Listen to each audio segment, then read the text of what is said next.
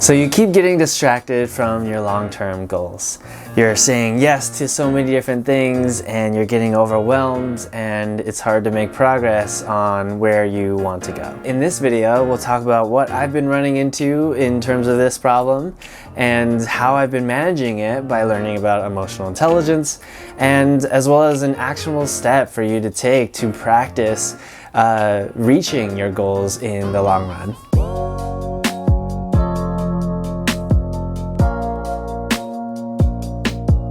So why I'm creating this video in the first place is because I've noticed how susceptible I was in being pulled in so many different directions, where I lost a lot of myself and what I wanted and what my goals were. I think it's very common among creatives or entrepreneurs or business owners or anyone who wants to live their life with more intention is chasing all of these shiny objects. You know, they call it the shiny object syndrome, where you see all of these cool things that other people are doing and that you want to do that, but it distracts you from what you want, right? It's very common within creative careers that we, create something or produce something for other people in order to please them, in order to obviously make money and make this sustainable, right? And when we focus too much on that, we lose a lot of our own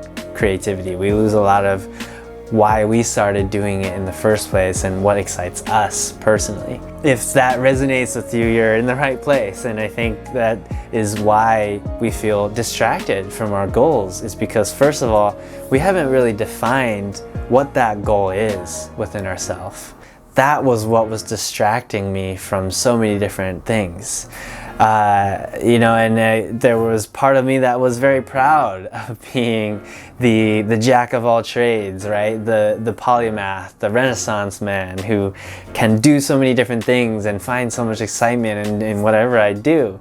And I still do very much appreciate that about myself. But especially in a creative career, in pursuing your own business and pursuing and living your own life with intention, it can be just as easy to spread yourself thin by doing too many different things at once, right? And one of my favorite quotes is that you can have it all, but not all at once. Goal setting is a whole thing, and there's a lot of science behind it and whatnot, and I won't go into that here. But if you feel like you are getting distracted, work on defining that goal and define it at a high level too. Not get too specific with it, where it will kind of pigeonhole you, but obviously balancing that not with an abstract goal that isn't specific enough where you don't even know how to approach it. I say to create a high-level goal because that will be your North Star to guide you whenever there are obstacles in the way. When you have that North Star, you'll know at each decision point whether or not that will help you get there, right? And when we get too specific, it leaves out space for adaptability and flexibility and creativity when we feel like we have to do these exact steps to get to this exact point. And on top of that, if we end up running into a roadblock that stops us from getting to that specific point, it can be very demotivating and debilitating, because it's like, well, now my whole career is done. Now I need to go into a whole different thing because this is blocked and everything, and I'm not going to be able to get here specifically. But if you think about the high level goal, you'll know that there are other ways to approach what you want at that high level. It takes a lot of emotional intelligence to really understand what it is that you do want, to create that high level goal. And it requires a lot of emotional intelligence to understand how your emotions are at play when you are just getting distracted, when you are scrolling through Instagram for no reason, or when you're binging 10 episodes of a Netflix series, or chasing all of these different ideas or things that doesn't excite you or doesn't feel natural to you. If we were to develop that emotional intelligence about us to really understand how we're feeling internally when we're taking certain actions, then we'll be able to understand how to sustain that in the long run. Within that is uncovering the underlying beliefs within your behavior as well.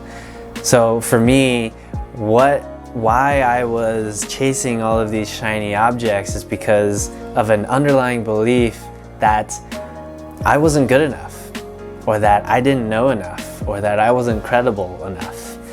And I wanted to, read up on all these different things. I wanted to find other entrepreneurs who are doing these things and try to learn from them, or find out all these different business models and whatnot. And there was a part where obviously I am, genuinely malinformed, right? Where I don't even know exactly what the right step would be. But to a certain point, you'll start getting diminishing returns when you're chasing all of these sources of information. And why we keep ourselves in that loop is because this underlying feeling that we don't know enough, and we need to perfect everything and gain all the knowledge before we even take action. Of course, I could record a whole podcast episode on this, or even write a whole book, but I don't want to make these videos too long. So what you can do though to practice not getting distracted from your long-term goals is to actually create a not to-do list. And a way to start that is to write down all of the things that you've ever wanted to do, regardless of money or time or resources or judgment or criticism or your fear of failure or feasibility or the practicality, just literally everything that you find interesting and want to do.